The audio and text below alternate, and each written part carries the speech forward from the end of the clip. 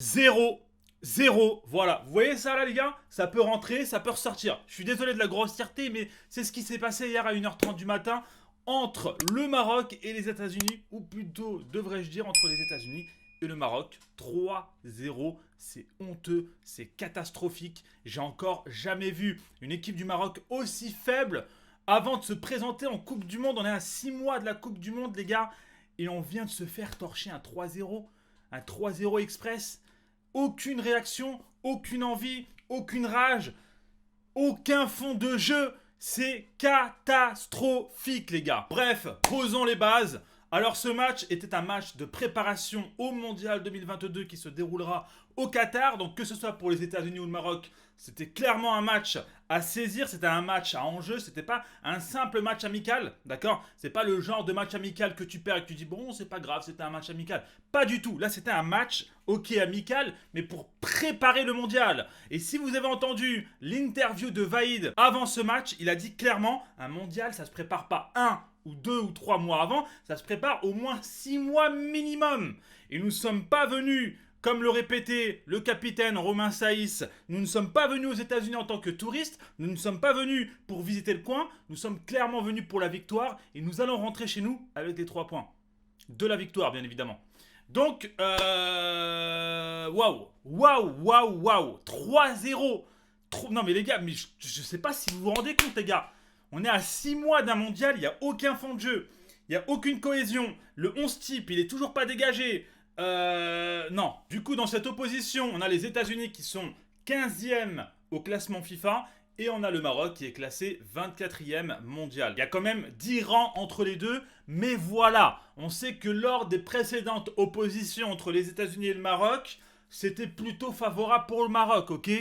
Mais non, hier, les États-Unis ont clairement fait comprendre que ils se sont donné la peine de faire progresser leur football en passant d'un football, ou plutôt devrais-je dire d'un soccer, à un football moderne. Et ça a clairement payé avec 2-3 joueurs, mais qu'ils ont vraiment fait la différence et qu'ils ont été au-dessus du lot. Une statistique très importante, il faut savoir que sous l'ère Vaïd, c'est le premier match hors Afrique. Et vous voyez la catastrophe, les gars? À force que le Maroc joue contre des équipes qui sont plus ou moins faibles, voilà, on gagne. Mais peut-être pas avec la manière, mais voilà, les résultats sont là, les 3 points sont souvent là. Malheureusement, je vais mettre quand même de côté la catastrophe contre l'Égypte, qui ne devait pas avoir lieu malheureusement, mais erreur de coaching, mais bref, ça on va mettre ça de côté. Du coup, deuxième, pour moi c'est le deuxième gros test pour le Maroc, après l'Égypte qui a été perdu, les États-Unis 3-0. Vaïd nous sort le 3-5-2, El Famoso 3-5-2 qui sort de nulle part encore une fois, qui pour moi n'est pas du tout la meilleure composition pour le Maroc, en tout cas pour les joueurs et l'effectif que le Maroc a en sa possession. Alors cette composition était censée apporter de la densité dans l'axe, apporter un peu plus de sécurité, tu vois, dans le jeu, dans la défense. Mais malheureusement, c'était tout le contraire, les gars. À chaque attaque des États-Unis, déjà, Amrabat, le pauvre, il était submergé. Je ne vais même pas parler de Tarabt ou de Unai qui n'ont même pas aidé au milieu de terrain. Mais bref, du coup, toutes les attaques des États-Unis étaient très dangereuses. Ça allait à 1000 à l'heure. Sur les côtés, Hakimi. Bon, Hakimi, c'était quand même l'un des meilleurs joueurs du Maroc, mais à savoir qu'il était très loin de son niveau. Mais c'est très grave de se dire que non seulement il n'était pas à son level, mais c'était quand même l'un des meilleurs joueurs du Maroc. C'est très grave ça, les gars. Ça veut dire que, collectivement parlant, ils étaient tous à la rue. Rendez-vous compte. Et je vais même pas parler de physique, parce que El-Kaabi, les gars, en attaque, qui se fait bouger, mais dans tous les sens, qui perd tous ses duels. Non mais oh là là, les gars, physiquement là, va falloir faire quelque chose, clairement. Mis à part El Kaabi, j'aimerais aussi noter le deuxième point noir, mais vraiment négatif, c'est le défenseur Sami Mahé, qui, je le trouve, n'a absolument, mais alors absolument pas le niveau de l'équipe nationale et encore moins d'un niveau Coupe du Monde. Est-ce que vous avez vu son tacle? Il s'est jeté sur Pulisic, ce qui lui a permis de l'effacer, de faire une passe et de scorer. C'est très grave à ce niveau-là de se jeter aussi facilement, les gars. Je sais, non mais c'est très grave, c'est très grave. Bref, pour le retour de Tarabt, Tarabt, les gars, il ralentit le jeu. Je pense que dans la majorité de ses passes, il fait que des pertes de ballon. Il était complètement à la rue.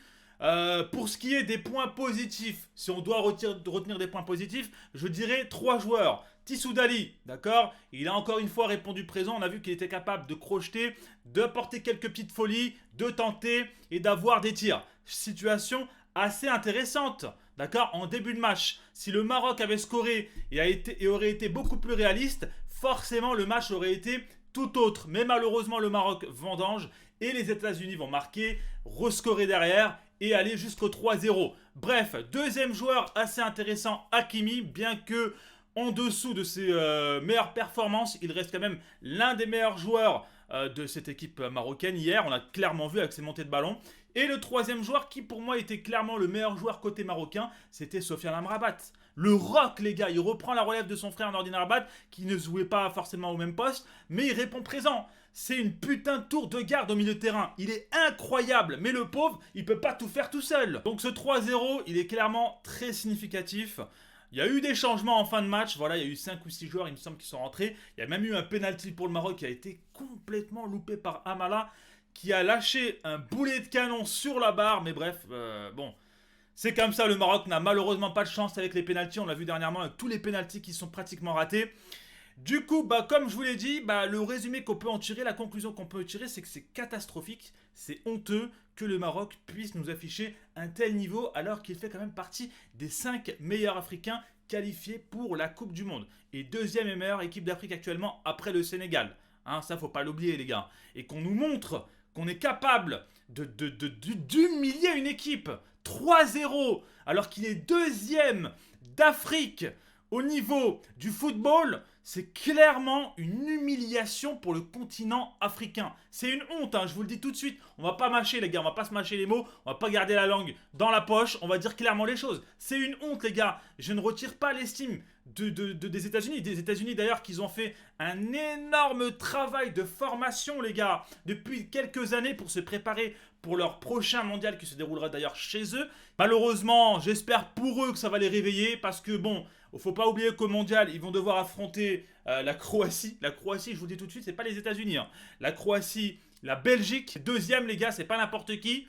Et pour terminer, le Canada. Canada qui, attention, hein, d'après certains, serait prenable, mais le Canada est plus fort que les États-Unis. Dernièrement, ils ont donné une correction, ils ont fessé les États-Unis. Donc au bout d'un moment, les gars, si on ne se réveille pas, si le Maroc ne bouge pas, s'il n'y a pas un fond de jeu, s'il n'y a pas une identité, s'il n'y a pas un bouleversement où qu'on apporte quelque chose de clair, concis, précis dans les prochains matchs, alors je vous le dis, le Maroc va se faire humilier, les gars. Il n'y a pas d'autre mot. Le Maroc va se faire humilier et ça va être la risée de cette Coupe du Monde. Après, oui, je suis négatif. Oui, forcément, parce que j'ai pas vu un seul point positif en vérité dans ce match-là. J'essaie de me rassurer comme je peux, mais il n'y en avait pas des points positifs, malheureusement. Bref, je sais pas quoi penser, je sais pas vers quoi on va se diriger avec cet entraîneur que je défendais, auquel je faisais confiance parce qu'il y avait une polémique autour de Vaïd. Il y en a qui ne le voulaient plus, il y en a qui le soutenaient. Moi, je faisais partie des gens qui le soutenaient au vu des résultats qu'il a apportés à l'équipe nationale du Maroc, alors que le Maroc, pendant au moins une dizaine ou une vingtaine d'années, c'était catastrophique, c'était le néant, c'était le désert. Voilà, il a quand même apporté des choses positives, il a remonté le bilan et le classement du Maroc au classement donc FIFA. Mais voilà, aujourd'hui, force est de constater que l'homme n'est pas forcément le plus fort dans la tactique, quoi. On voit que c'est vraiment un ancien de la vieille école, quoi. Est-ce que c'est positif, ça, pour le Maroc? Franchement, quand tu vois le vivier, quand tu vois le réservoir, quand tu vois les joueurs tactiques, techniques que le Maroc possède, il y a quand même de quoi se poser des questions, hein. Je vous le dis clairement, il y a de quoi se poser des questions. Donc voilà, ce match, pour moi, et peut-être aussi, si je dois tirer un point positif de ce match-là, c'est la défaite en elle-même. C'est la défaite en elle-même, les gars. Ça va permettre de les claquer, de les tarter, de les gifler, de les réveiller et de se rendre compte que là, ils vont en Coupe du Monde. Là, c'est pas la CAN, hein. C'est pas... Là, tu joues pas au Cameroun ou je ne sais pas où, hein. Là, tu vas jouer la Coupe du Monde, gros. Et là, en Coupe du Monde, t'as des Brésil, t'as des France, t'as des Croatie, t'as Espagne, t'as des Belgique. Et là, ça sera pas la même chanson. Donc, si ça leur permet de se réveiller et de changer les choses juste avant la Coupe du Monde, moi, je dis que c'est positif. Mais j'espère que ça va se dérouler de cette manière-là. Bref, les gars, c'était Roro. N'hésitez pas à vous abonner pour les prochains débriefs de l'équipe du Maroc et des autres équipes africaines. Prenez soin de vous, les gars. Peace.